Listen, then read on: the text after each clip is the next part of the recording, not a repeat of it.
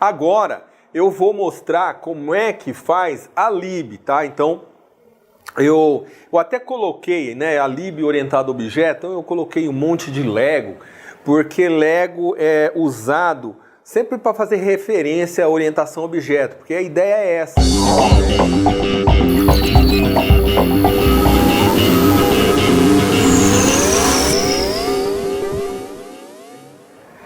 Esse cara é muito legal.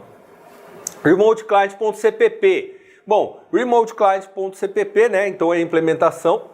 Continuando aqui. Aí eu tenho um método. Esse cara, eu estou passando o IP address e depois o server port.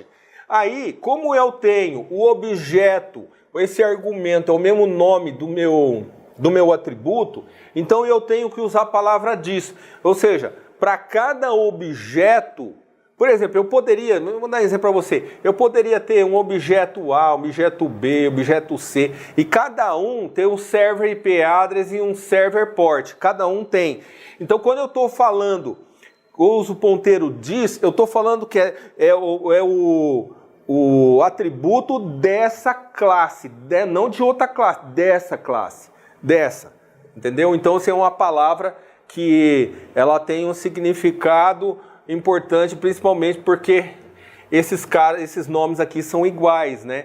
Entendeu? Então é obrigatório usar esse diz, tá? Remote Client Loop. Então é o seguinte, para cada pino, né? Eu tenho pin count, né? Que é o meu limite de pino, no caso é 2, né? Aí eu faço assim, se o estado foi alterado, né? Respin status change, eu verifico se o estado do pino foi alterado. Se foi alterado aquele pino, eu mando o status daquele pino, send pin status. Ó, enviaremos para o server os dados do pino cujo estado foi alterado. Entenderam aqui? Então isso aqui é o nosso loop, tá? Agora, aquele método, lembra que nós temos aquele método dentro do remote client, né, do objeto? Respin status change, né? Change o quê? O índice I, né? Mudou, porque eu tenho vários pinos, eu tenho a lista de pinos. Aquele pino lá mudou, aquele pino é I, tá?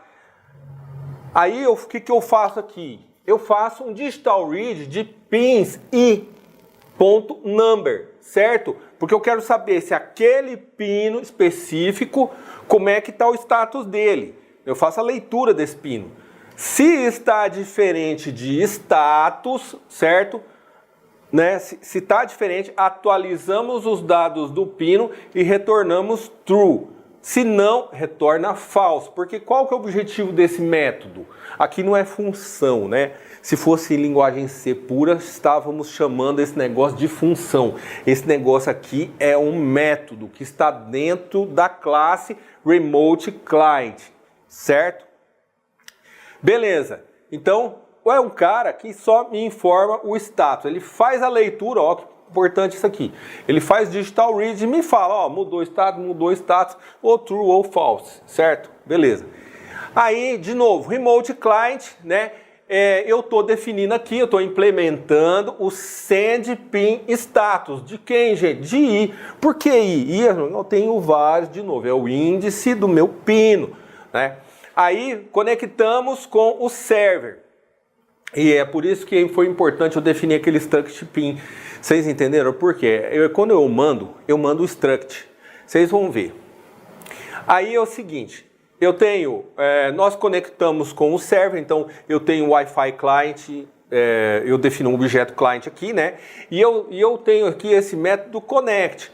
Client.connect, server IP address, server port, né? Sempre é um parzinho. Isso aqui é socket, né, gente? Então eu tenho sempre o IP, um port, né? Eu gosto de socket, vocês sabem que eu gosto, né? Que eu falo que é rápido, e é rápido. Vocês viram na demo daquele, vocês viram na demonstração, eu fico apertando lá. Cara, cada vez que eu aperto, o bicho abre e fecha o socket, abre e fecha o socket, mas não é na velocidade da luz, entendeu? Enviamos os dados do pino da posição I do array para o server. Ó, eu sou o client.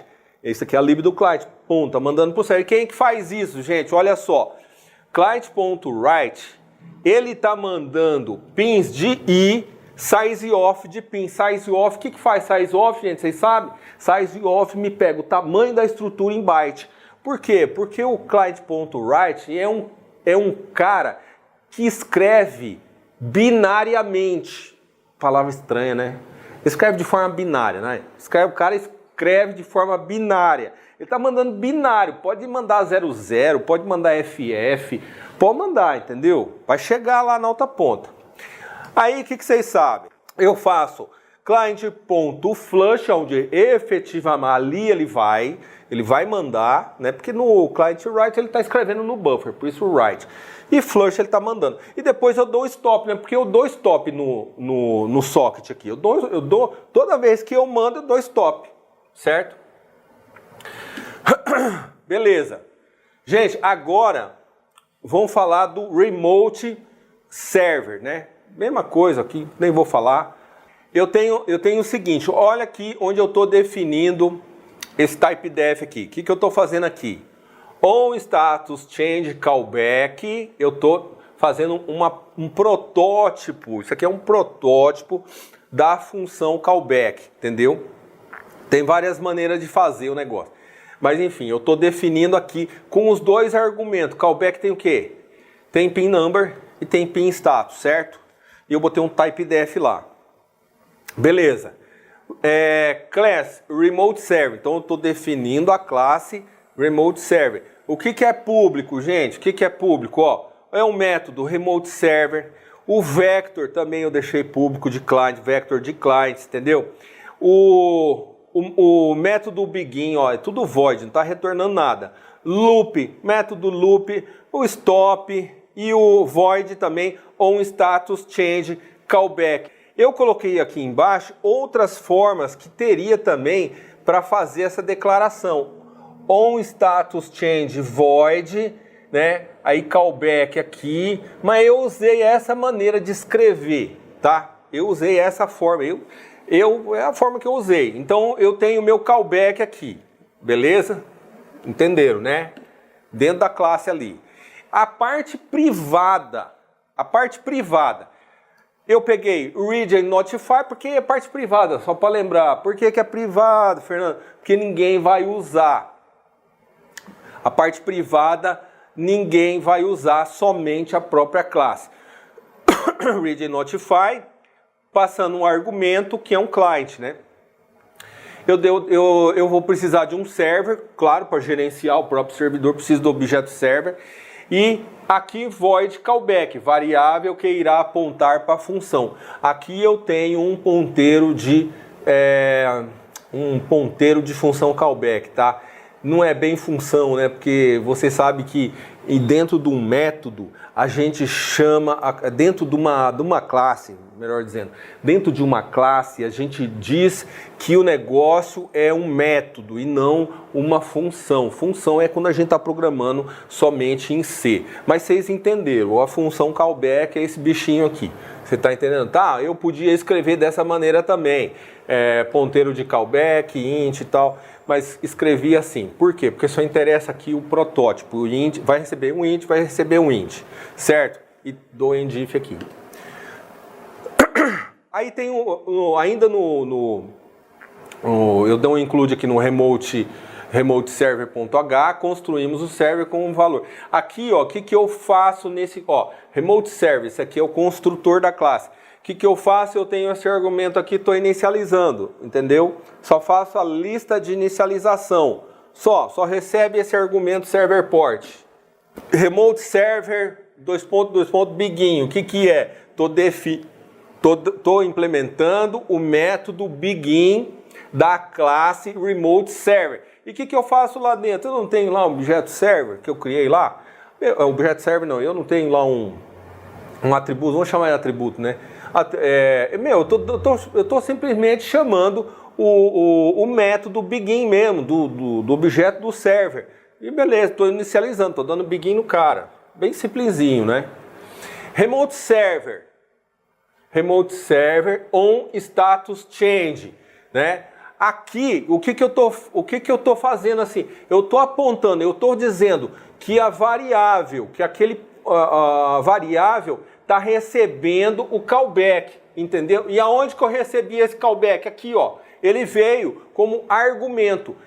Tem outra maneira de fazer. Então, como C++ tem esse negócio, né? Você pode escrever de um jeito, pode escrever do outro.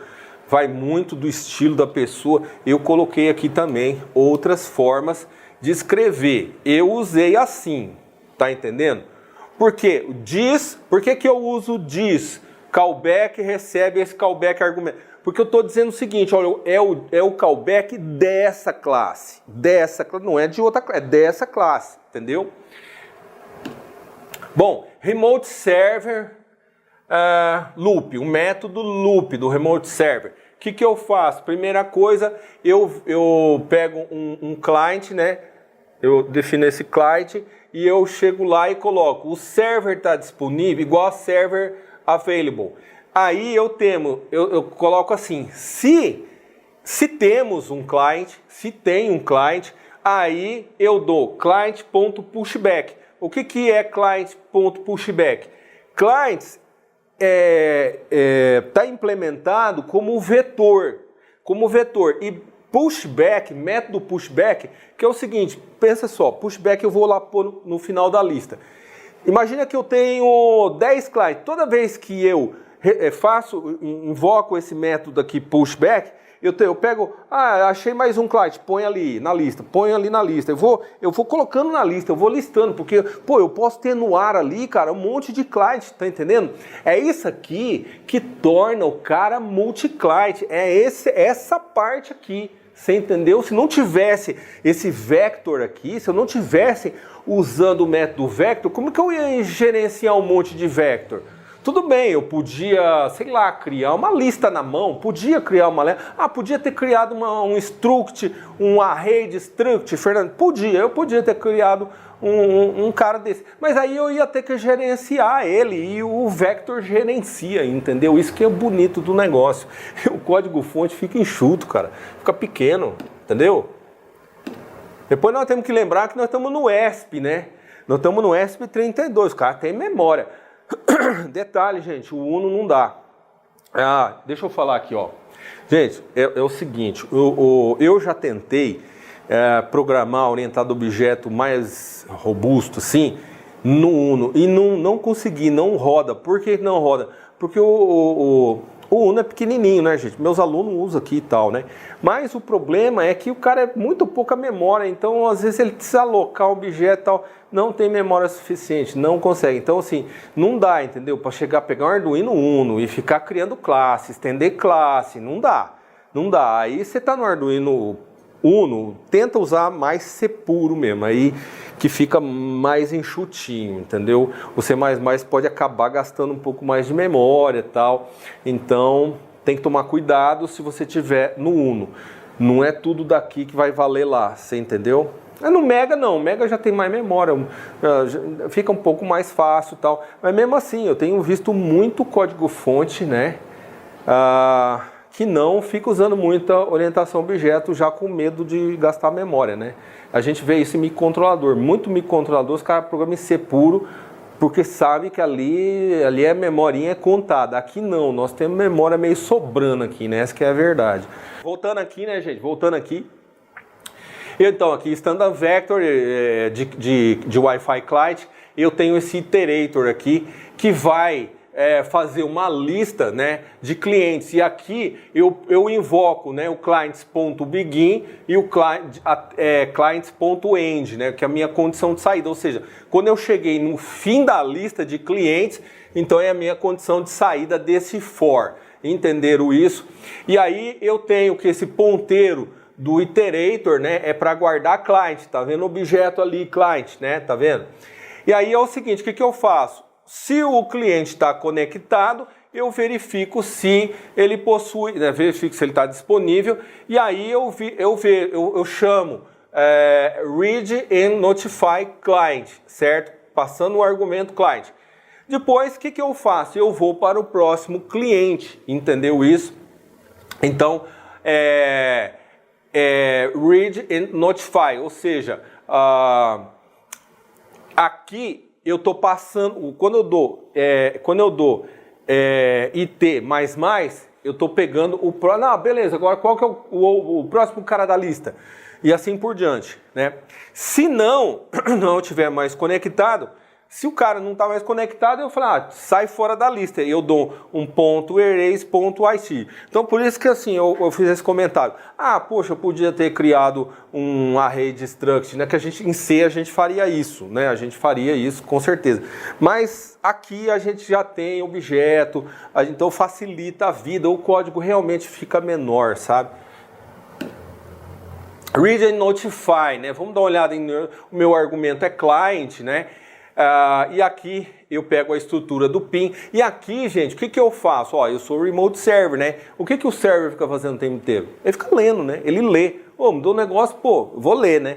E como é que eu faço leitura? É um método read, né? Faço, né? Client.read, quantos bytes que eu vou ler? Eu não sei, não. Quem que conta pra mim? É o sizeof, certo? Isso aqui é igualzinho do C, tá? Isso aqui é do C, sizeof de PIN. PIN é o que, gente? Aquela estrutura que eu defini lá em pin.h, lembra lá? E por que é legal isso, gente? Eu não preciso fazer parsing, cara. Agora, você imagina que eu ficasse mandando um monte de array de string para determinar pino, para determinar, entendeu? Sei lá, imagina que não fosse só pin e status, que fosse mais 10 argumentos. Entendeu? Se você manda em string, cara, você tem que ficar depois fazendo parse para separar. Agora, se a struct que eu mando é a mesma struct que eu recebo, o que eu faço? Eu carrego a memória onde?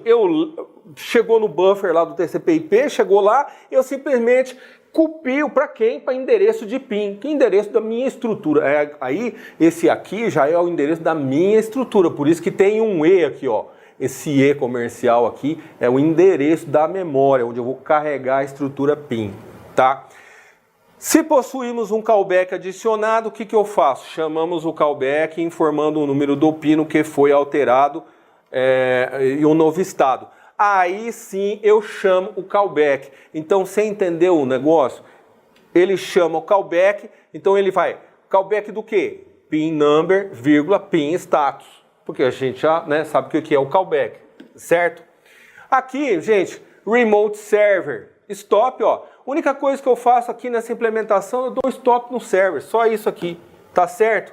Gente, o que eu queria falar da biblioteca era isso. Eu não quero estender demais esse vídeo, porque eu sei que fica muito cansativo. Então não vou falar da implementação .ino e nem do client.ino, do server.ino. De novo, vai no outro vídeo, no primeiro vídeo e assiste. O que eu queria explicar hoje era isso, né? E até o próximo vídeo.